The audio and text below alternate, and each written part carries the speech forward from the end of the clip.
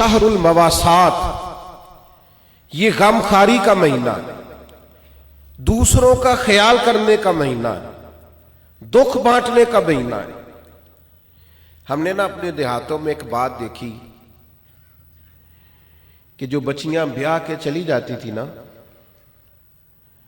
رمضان کا مہینہ آتا تھا تو ماں باپ کہتے تھے کہ اسے کہو کہ رمضان یہی نہیں آ جاتی،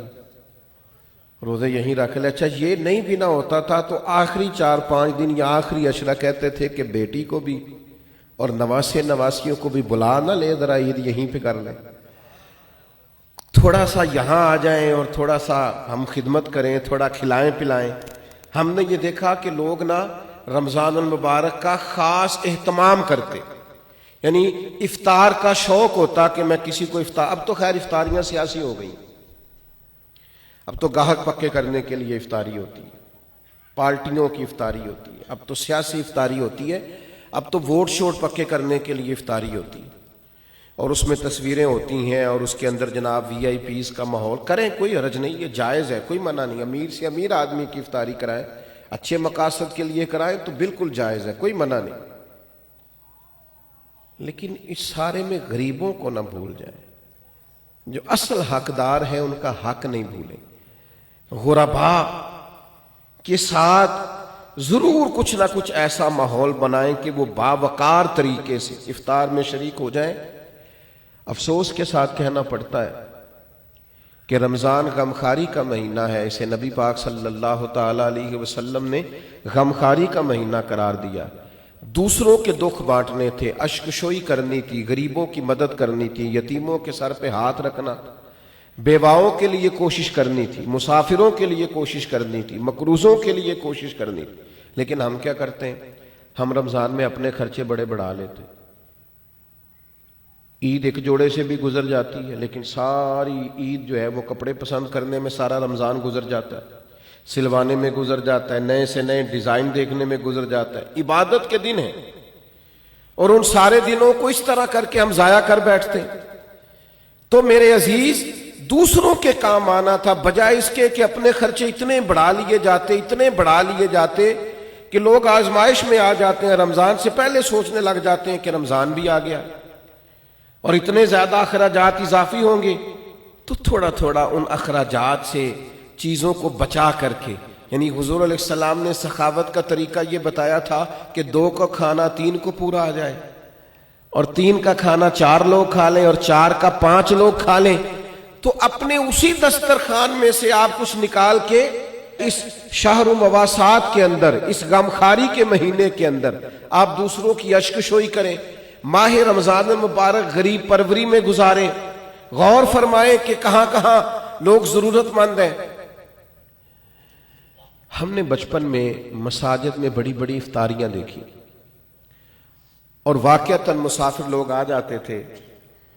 تو وہاں علاقے کے لوگ ہی، آج فلاں نے دیگ پکا رکھی ہے، فلاں نے چاول بنا رکھے ہیں، تو مسجدوں میں بھیج دیے جاتے تھے اور مسجد میں افطار ہوتا تھا۔ اور اگر مسافر نہیں بھی ہوتے تھے تو اس محلے، اس گاؤں کے، اس علاقے کے جو غرباء ہوتے تھے وہ مسجد میں جمع ہو جاتے تھے اور افطار کر لیتے۔ لیکن اب آہستہ آہستہ چیزیں سکڑ گئیں، چیزیں سمٹ گئیں، ہمارے اپنے معاملات اتنے انفرادی سے ہو گئے ہیں، ہر آدمی کی ایک مخصوص سی پسند ہے، مخصوص سی چیزیں وہ کھاتا ہے، اس میں وہ اپنے آپ کو جینا اور اپنے آپ کو رکھنا بہتر جانتا ہے، وہ اٹھ کر اپنی ذات سے اوپر سوچنا گوارا ہی نہیں کرتا۔ میرے عزیز، یہ غم خاری کا مہینہ ہے۔ کیا حسین لفظ ہے حدیث میں، صحابہ فرماتے جب رمضان آتا تو حضور قیدیوں کو آزاد کرتے،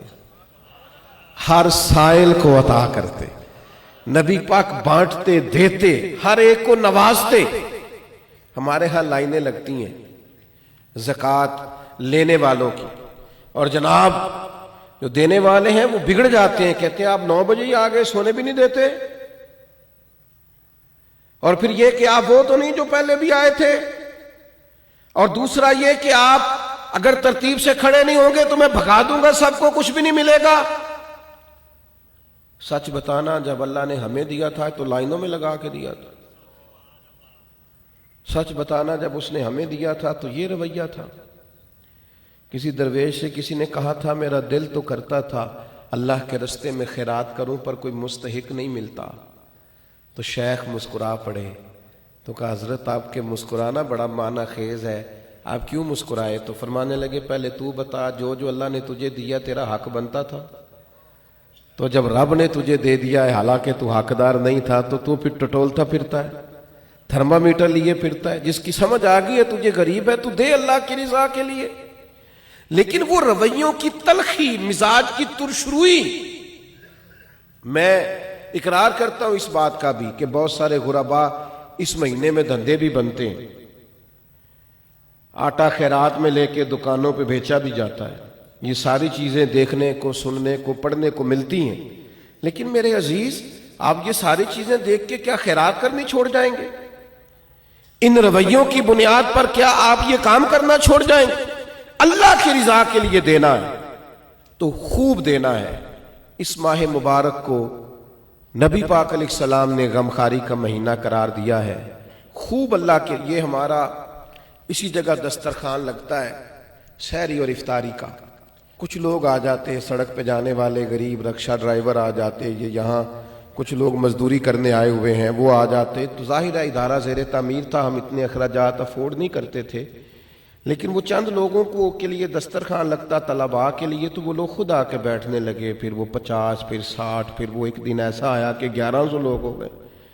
تو یہ دوست مجھے کہنے لگے کہ ہم کیسے کر کے ان کو چلائیں؟ تو میں نے کہا سچ بتاؤ، ان پوری صفوں میں تم نے کوئی امیر بھی بیٹھا دیکھا ہے؟ کوئی مالدار، کوئی گاڑی والا، کوئی پراڈو والا تم نے دیکھا ہے بیٹھا؟ کہنے لگے نہیں۔ تو میں نے کہا پھر یہ اللہ نے مہمان بھیجے ہیں تو اللہ ان کا رزق بھی بھیجے گا،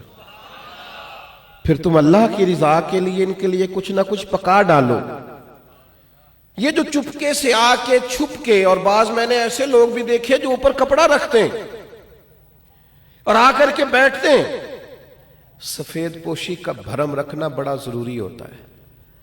اور دروازے پہ آئے کو خالی نہ بھیجنا یہ بڑا ضروری ہوتا ہے، اور جب کوئی امید لگا کے آ جائے اور اس کی امید کو توڑ دینا یہ بڑا تکلیف دہ ماحول ہوتا ہے۔ لیکن ہم نے تو کواڑ اندر سے بند کر لیے،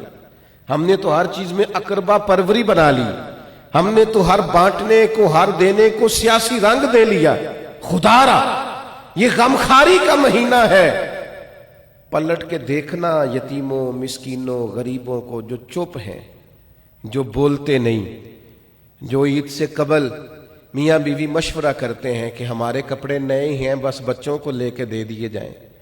ہماری خیر ہے، میرا جوڑا ٹھیک ہے، میں گزارا کر لوں گا، یہ فلانی شادی پہ لیا تھا، تو بچوں کا سوچ۔ گندم امیر شہر کی ہوتی رہی خراب، اور بچی کسی غریب کی فاقے سے مر گئی۔ او بھائی،